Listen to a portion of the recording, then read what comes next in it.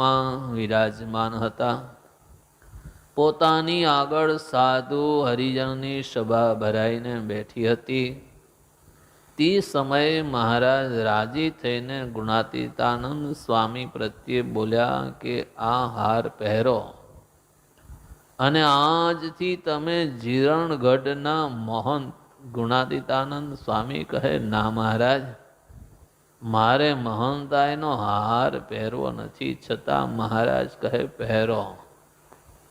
મહારાજનો ઘણો આગ્રહ જોઈને ગુણાતીતાનંદ સ્વામી બોલ્યા કે આ ગોપાળાનંદ સ્વામી પ્રતિ વર્ષ 1 માસ મને ભગવત વાર્તાઓ કરવા જીરણગઢ પધારે તો હાર પહેરો.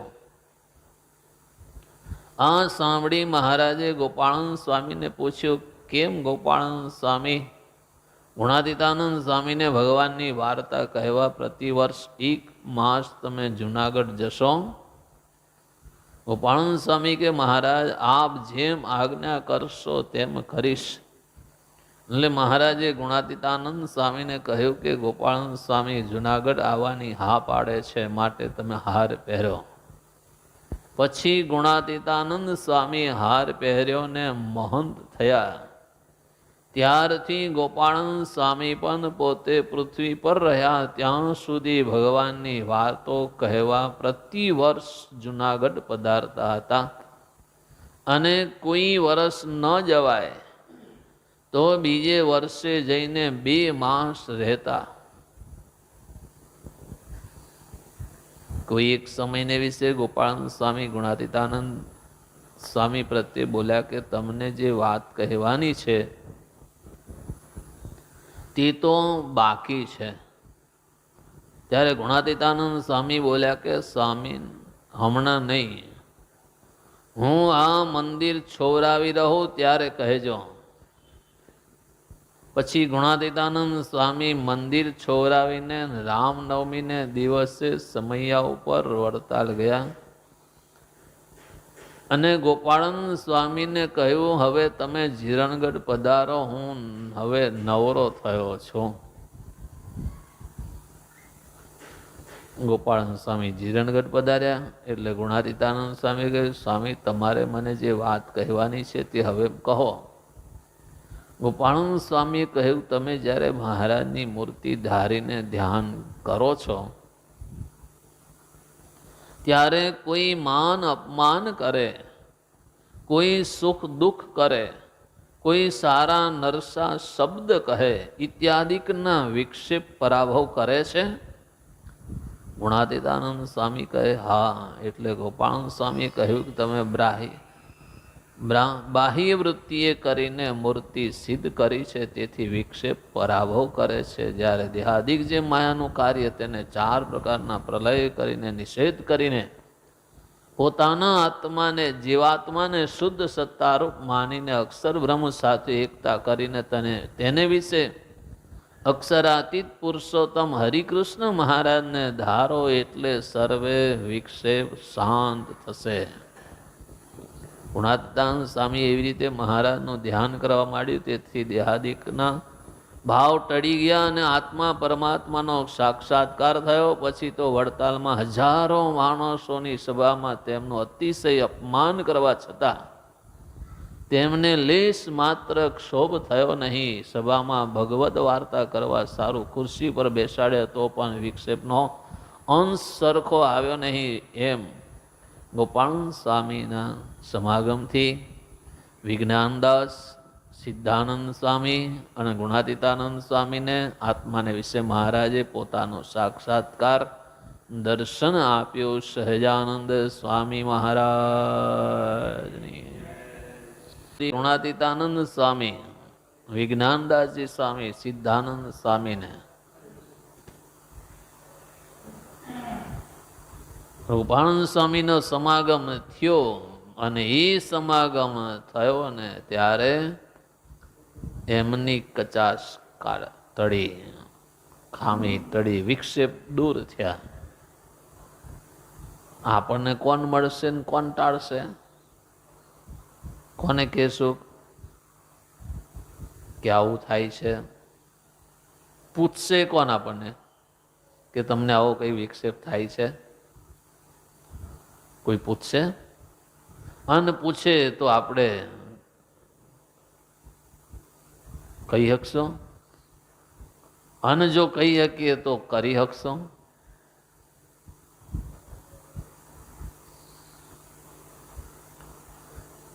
જુનાગઢ માટેનો મહારાજે હાર પહેરાવાનો કીધો. કોને કીધું? ગુણાતીતાનંદ સ્વામી કે આ હાર પહેરો. શાના માટેનો? તે તમારા જીરણગઢના તમે મહાન. કોઈકને મહાનતાઈ જોઈએ છે અને કોઈકને છોડવી છે.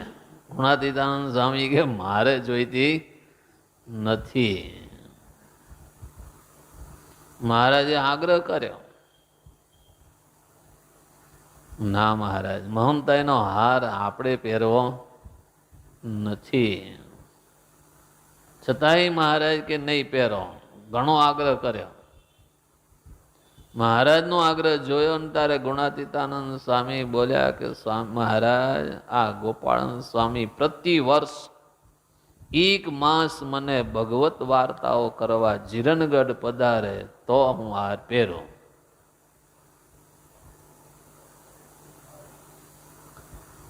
દર વર્ષે 1 માસ ગોપાળન સ્વામી જીરણગઢ જતા. મહારાજે પૂછ્યું, સ્વામી શું કરશો? તો કે મહારાજ આપ આજ્ઞા કરશો તો એમ અમે કરશું. ગોપાળન સ્વામી હા પાડી. ગુણાતીતાનંદ સ્વામીએ હાર પહેર્યો. પ્રતિ વર્ષ ગોપાળન સ્વામી જીરણગઢ જઈને ગુણાતીતાનંદ સ્વામી સાથે ભગવત વાર્તાઓ કરે. એમ 1 વાર, 2 વાર, 4 વાર ગયા. ત્યારે સ્વામી કે સ્વામી તમને મારે એક વાત કહેવી છે. ત્યારે ગુણાતીતાનંદ સ્વામી સમજી ગયા છે. એટલે સ્વામી, હું આ મંદિર છોરાવું છું ને એટલે પૂરું થઈ જાય ને પછી મને કહેજો, હમણાં નહીં. તો વાંધો નહીં. પછી સ્વામીએ સામેથી કીધું કે સ્વામી તમે જે વાત કરવાની હતા એ હવે વાત કરો. હવે કામ મારું પૂરું થઈ ગયું, હવે કરો. આપણું પૂરું જ નથી થતું ને. આપણે કામ પૂરું થતું જ નથી. ગુણાતીતાનંદ સ્વામી કે સ્વામી હવે કામ પૂરું થઈ ગયું, માટે હવે જે તમે વાત કરવાની કહેતા હતા એ વાત કરો.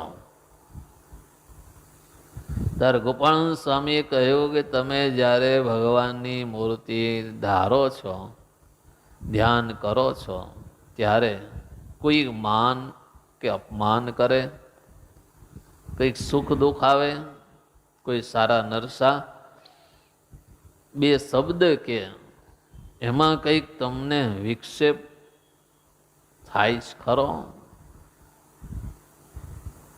તમને પરાભવ કરે જ ખરા? તો કે સ્વામી એ વિક્ષેપ પરાભવ તો કરે જ.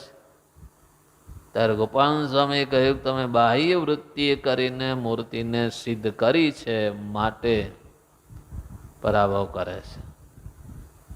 પણ જ્યારે દેહાદિકનો માયાનું કાર્ય એના પ્રલય કરીને નિષેધ કરો કે આ સંસારમાં જે કાંઈ દેખાય છે, થાય છે, એ બધું એકવાર નાશ પામી જવાનું છે ને એ બધું ક્ષણિક છે. અને પોતાના આત્માને શુદ્ધ ચૈતન્ય માનીને અક્ષર બ્રહ્મ સાથે એકતા કરો. પહેલા દેહાદિકના ભાવ ટાળી નાખો અને આત્મારૂપ થાવ અને પછી અક્ષર રૂપ થાવ. અક્ષર સાથે એકતા કરીને પછી ભગવાન હરિકૃષ્ણ મહારાજ પુરુષોત્તમ નારાયણ અક્ષરાતીતને ધારો. એટલે વિક્ષેપ બધા શાંત થશે. વિક્ષેપ શાના કારણે થાય છે? હમણાં મેં કીધું એ દેહાત્મ ભાવ હોય એટલે આપણને કોઈક એક શબ્દ કોઈકે કીધો એટલે આપણને અંતરમાં શું થાય? વિચારો ઉઠે, ઉદ્વેગ થાય કે મને કીધું કેમ? મને કીધું? આમ અંતરમાંથી એવો અવાજ આવે, મને કીધું? પેલો હામે કે હા, તારી મને કહેવાની હેસિયત શું છે? એટલે હું થઈ ગયું? ગુસ્સો આવી ગયો. અને ગુસ્સો આવે, હવે ભજન કરવા બેહે તો શું થાય? ભજન કરવા બે શું થાય? ભજન ન થાય. એ વિક્ષેપ કર્યો, એ વિક્ષેપ ટાળતા ટાળતા તો પેલો કપડામાં ડાઘો પડ્યો, પછી કાઢવો હોય તો અઘરો પડે. આપણો હાથ ક્યાંક કોલસા નડી ગયો, કાળો થયો, પછી કાઢવો હોય તો એમ ગહે તો નીકળી જાય. એને પાણી જોઈએ, હાબુ જોઈએ, કંઈક ગહો ત્યારે સાફ થાય. તો એક સામાન્ય ડાઘો પડે કોલસાનો કે કલરનો લાગો પડે તો કેટલી મહેનત કરવી પડે તો માન જાય. તો આ અંતરમાં વિક્ષેપ થયો, હવે એ અંતરનો વિક્ષેપ કાઢવો એટલે આ વિક્ષેપ આવે છે. ક્યાંક કોઈ બે શબ્દ કે એનો જ્યારે ચક્રરાવ ચાલુ થઈ જાય પછી હવે એમાંથી બહાર નીકળવું હોય તો બરાબર ઘુમરીએ ચડ્યો હોય, ફૂંદડીએ ફરતો હોય, બે જણા હામામાં પકડીને ઘુમરીએ ચડ્યા હોય અને પછી ઊભા રાખીને બેહાડ દે તો આંખો મીચે તો એને એમ જ દેખાય હું હજુ ભમરીએ જ ફરો છે. થોડી વાર થાય ને ત્યારે શાંત થાય. એમ આ અંતરની અંદર જ્યારે વિકલ્પ વિક્ષેપ ઊભો થયો અને હવે એના જે ચક્રાઓ ચડે હવે એ ચક્રાઓ એમ શાંત થતા નથી.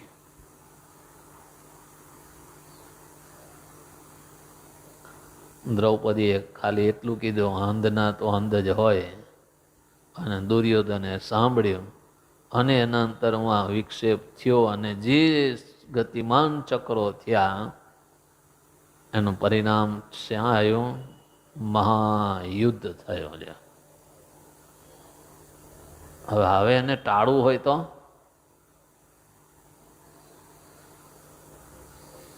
એટલે ગુણાતીતાનંદ સ્વામી કે જો આવું કંઈ થતું હોય તો દેહના ભાવ ટાળી નાખો. અપમાન થાય છે, સન્માન થાય છે, સુખ આવે છે, દુઃખ આવે છે, શબ્દ સારા નરસા સંભળાય છે, ત્યારે આપણો જીવ વિક્ષેપને પામી જાય છે. ત્યારે તમારે ત્યાં આગળ દેહ ભાવ ટાળી નાખવાનો. ટાળવા માટે ગુણાત ગોપાલ સ્વામી કે 4 પ્રકારના પ્રલયની વાતને વિચારવો. એ પ્રલયની વાત વિચારશો અને એમ કરીને તમે પાછા વળશો કે પ્રલયમાં શું છે? નિત્ય પ્રલય હોય, આત્યંતિક પ્રલય હોય, પ્રાકૃત પ્રલય હોય. એ પ્રલયની વાત વિચારો કે એકવાર પ્રલય થઈ જાય ત્યારે આ બધું નાશ પામી જશે. ત્યારે શું રહેશે? ત્યારે આપણી પાસે જે હશે બધું નાશ થઈ જાય. ગમે એટલું ભેગું કર્યું હશે, ગમે એટલું સંપાદન કર્યું હશે, પણ પ્રલય થશે ત્યારે બધું નાશ પામી જશે. પેલો ભૂકંપ થયો તો ગમે એટલું મોટું ટાવર બનાવ્યું હોય પણ ભૂકંપનો આંચકો આવે એટલે ટાવર પડીને ભૂકો થઈ જાય. પછી શું રહ્યું? કાંઈ નહીં. ગમે એટલું મોટું કર્યું હોય, ગમે એટલું સંપાદન કર્યું હોય તો બધું જમીનમાં પડીને દબાઈ ગયું, બધું ગતું રહ્યું. એમ જે છે એ આપણી પાસે અંતે એક સમય એવો આવશે તો આપણી પાસે કશું જ રહેવાનું નથી. આંખ મીચાઈ ગઈ પછી આપણી પાસે હશે તો એ શું કામનો? એમ પ્રલયની વાત વિચારી અને સંકલ્પનો નિષેધ કરો, પદાર્થનો નિષેધ કરો અને શુદ્ધ સત્તારૂપ થઈ અને ભગવાન ગોપાલ સ્વામી કહે છે એ પ્રમાણે અક્ષર સાથે એકતા કરો. હું અક્ષર છું. અક્ષરને વિશે કોઈ જાતની ઉપાધિ નથી. એમ અક્ષર રૂપ થઈ અને જ્યારે એવી ભાવના કરશો ને પછી ભગવાનની મૂર્તિને સંભાળશો ને તો વિક્ષેપ દૂર થશે અને ત્યારે કોઈ જાતનો વિક્ષેપ અંતરમાં રહેશે નહીં. પણ એ વાતને વિચારવી પડશે ને એ પ્રમાણે કાર્ય કરવું પડશે ને જ્યારે કરશો ત્યારે એ ગુણાતીતાનંદ સ્વામીએ કરવા માંડ્યું તો દેહાદિકના ભાવ ટળી ગયા. આત્મા પરમાત્માનો સાક્ષાત્કાર થયો. ભગવાને એવું દિવ્ય દર્શન એમને આપ્યું પણ ખરું. એ પ્રમાણે વિજ્ઞાનદાસીએ પણ ગોપાલ સ્વામીના સમાગમથી એ પ્રમાણે કરવા માંડ્યો તો જે ઉપાધિ હતી એ બધી ઉપાધિ ચડી ગઈ. સિદ્ધાનંદ સ્વામીના અંતરમાં જે કોઈ વિક્ષેપ હતો એ પણ ગોપાલ સ્વામીએ કહ્યું અને એ પ્રમાણે આત્મરૂપ થઈ અક્ષર સાથે એકતા કરીને ભગવાનની મૂર્તિને પોતાના હૃદય કમળમાં ધારી ત્યારે એ સિદ્ધાનંદ સ્વામીનો પણ વિક્ષેપ દૂર થઈ ગયો ને એમ ગુણાતીતાનંદ સ્વામીના અંતરમાં જે વિક્ષેપ હતો એ પણ દૂર થઈ ગયો. એમ આપણને જો વિક્ષેપ થતા હોય તો આપણે પણ એ ઉપાય એ માર્ગે ચાલી અને આત્મરૂપ થઈ અક્ષર સાથે એકતા કરી અને ભગવાન પુરુષોત્તમ નારાયણને હૃદયમાં ધારશો ત્યારે આપણો પણ વિક્ષેપ દૂર થઈ જશે. આ બધા તો બાહ્ય મૂર્તિને ધારીને સિદ્ધ દશાને પામેલા હતા. એને જો આવો વિક્ષેપ થતો હોય તો આપણને તો બારે નહીં દેખાતી ને અંતરમાં નથી દેખાતી. અરે ભગવાન જ યાદ આવતા નથી. એટલો બધો કલહ છે ધર્મમાં, એટલો બધો ક્લેશ છે, એટલો બધો દ્વેષ છે. હવે એને ભગવાનની મૂર્તિ કેમ યાદ આવે? અંતરમાં નકર્યો ક્લેશ ભરાયેલો છે. હવે એને ભગવાનની મૂર્તિ કોઈ એમ કે હું તો યાદ કરું છું ને ભજન કરું છું, કોઈ કાળે શક્ય બને નહીં. પહેલાં ક્લેશ ટાળો, દ્વેષ ભાવ ટાળો, માન અપમાનનો ત્યાગ કરો અને પછી ભગવાનની ભક્તિ કરશો તો તમે કંઈક ભગવાનના ભજનના સુખને પામી શકશો ને પછી બાહ્ય કર્યા પછી વિક્ષેપ આવવાના છે પણ હવે પછી એને કાઢતા કરતા આત્મરૂપ થવાનું આપણી જિંદગી પૂરી થઈ જાય. પણ આત્મરૂપ થઈ શકશો નહીં, વિક્ષેપ ટાળી શકશો નહીં, ભગવાનનો સાક્ષાત્કાર એમ થશે નહીં. પણ મેં 2 દાડા પહેલાં કીધું હતું કંઈ ના થાય તો કંઈ નહીં, પણ સત્સંગમાં આમ ને આમ જોડેલા ને જોડેલા રહેજો અને જેટલું થાય ને એટલું ભગવાનનું ભજન કર્યા કરજો. જેટલું ભજન થાય ને એટલું કરશો તો પણ ભગવાન કંઈક કૃપા કરશે અને વૈરાગ્ય ચડશે, આત્મનિષ્ઠા થશે અને ભગવાનનું ભજન પણ થઈ શકશે. સહજાનંદ સ્વામી મહારાજની શ્રી પ્રતિમ શ્રીધરમ સર્વદેવીશ્વરમ ભક્તિધર્માત્મજમ વાસુદેવમ હરે માધવમ કેશવમ સ્વામિનારાયણમ નીલકંઠમ ભજે. સહજાનંદ સ્વામી મહારાજની જય.